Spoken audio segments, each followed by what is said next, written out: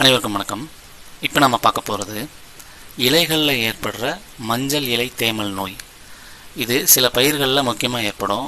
உதாரணத்துக்கு உளுந்து, தட்டைப்பயிறு, பீன்ஸு, கொத்தவரங்காய், அவரை இது மாதிரி பயிர்களில் இந்த மஞ்சள் இலை தேமல் நோய் அடிக்கடி ஏற்படும். ஸோ இது எப்படி ஏற்படுது அப்படின்னா, கால சூழ்நிலை காரணமாக தட்பவெப்பத்தினால இலைகளில் ஏற்படுற வைரஸ் தாக்குதல் தான் இந்த மஞ்சள் இலை தேமல் நோய். ஸோ இது தாக்க ஆரம்பிச்சது அப்படின்னா இலைகளில் சின்ன சின்ன புள்ளியாக மஞ்சளாக ஆரம்பிக்கும்.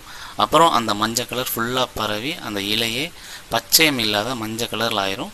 அப்புறம் அந்த இலை தானாகவே உதிர்ந்துடும். ஸோ இப்படி நடக்கும்போது ஒளிச்சேர்க்கை நடக்காமல் நமக்கு ஈல்டு ரொம்பவே பாதிக்கப்படும். ஸோ ஆரம்பத்திலே பார்க்குறது தான் நல்லது. இப்போது அந்த வைரஸ் நோய் வந்துருச்சு, இப்போ என்ன பண்ணலாம் அப்படின்னா, வந்ததுக்கப்புறம் நீங்கள் அதை சரி பண்ணணும் அப்படின்னா நீங்கள் ப்ராப்பராக கடையில் போய் அதுக்கான என்ன மருந்தோ அதை பார்த்து வாங்கி அடித்து அதை சரி பண்ணிக்கணும்.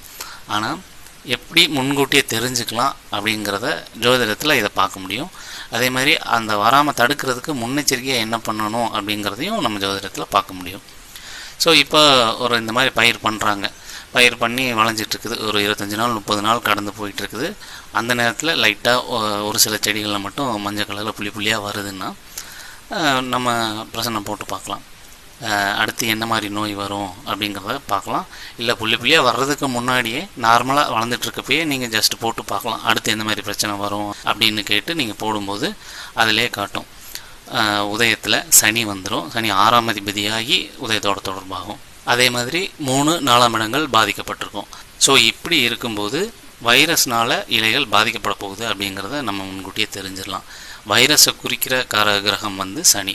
ஸோ முள்ளால் எடுக்கணும் அப்படிங்கிறது மாதிரி சனினால் ஏற்பட்ட அந்த வைரஸ் நோய் சனினாலேயே சரியாகணும் அப்படிங்கிற கான்செப்ட் படி இப்போ நமக்கு இப்போ தான் ஸ்டார்ட் ஆகுது அப்படின்னா, நம்ம மாட்டு மூத்திரமான இந்த கோமியத்தையோ அல்லது சூடோமோனஸையோ அல்லது மூலிகைப்பூச்சி விரட்டியோ அந்த இலைகளில் தெளித்து விடுறது மூலயமா ஆட்டோமேட்டிக்காக அது கிருமி நாசினியாக வேலை பண்ணி அந்த இடத்துல வைரஸ் நோய் வராமல் பாதுகாத்துரும். ஸோ இப்படி தான் ஒரு நோய் வர்றதுக்கு முன்னாடி பிரசனத்தை யூஸ் பண்ணி வரப்போகுதான்றதை உறுதிப்படுத்தலாம்.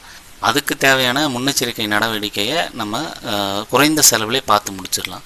இது பரவ ஆரம்பிச்சிருச்சுன்னா மொத்தமாகவே பாதிப்பு ரொம்ப அதிகமாக இருக்கும். ஸோ அதனால் முன்னெச்சரிக்கையாக பார்க்குறதும் அதுக்கான நடவடிக்கை எடுக்கிறதும் தீர்வு என்னங்கிறதையும் நம்ம பிரசன்னத்தில் பார்த்துக்க முடியும். ஸோ இது மாதிரி என்ன நோய் வருது, என்ன பூச்சி தாக்க போகுது, இல்லை என்ன புழு வரப்போகுது, இல்லை என்ன மாதிரி சத்து குறைபாடு இருக்க போகுது அப்படிங்கிறத நம்மளால் முன்கூட்டியே தெரிஞ்சுக்க முடியும். அப்படி தெரிஞ்சுக்கிட்ட உடனே அதுக்கு தகுந்த நடவடிக்கையை நம்ம எடுக்க முடியும். அதனால் பாதிப்பு குறைஞ்சி செலவு கம்மியாக பெரிய இழப்பு இல்லாமல் தப்பிச்சுக்கிறதுக்கும் முடியும். ஸோ இப்படிப்பட்ட ஒரு விஷயங்கள் தான் பிரசன்னத்தின் மூலயமா விவசாயத்தில் நம்ம எடுத்து பண்ணிக்கிட்டு இருக்கோம். ஸோ இது ஒரு கிளாஸாகவும் நடக்குது. இல்லை தேவைப்படுறவங்க நமக்கு ஃபோன் மூலயமாவும் கான்டாக்ட் பண்ணிக்கலாம். ஸோ வகுப்பில் கலந்துக்கணும் விருப்பப்படுறவங்க வர்ற ஜூலை 3ஆம் தேதி கிளாஸ் நடக்க போகுது. அதுக்கான தகவல் வேணும்னா நம்மளை தொடர்பு கொள்ளுங்கள். அதுக்கான டீட்டெயில்ஸை ஷேர் பண்ணுவோம். நன்றி.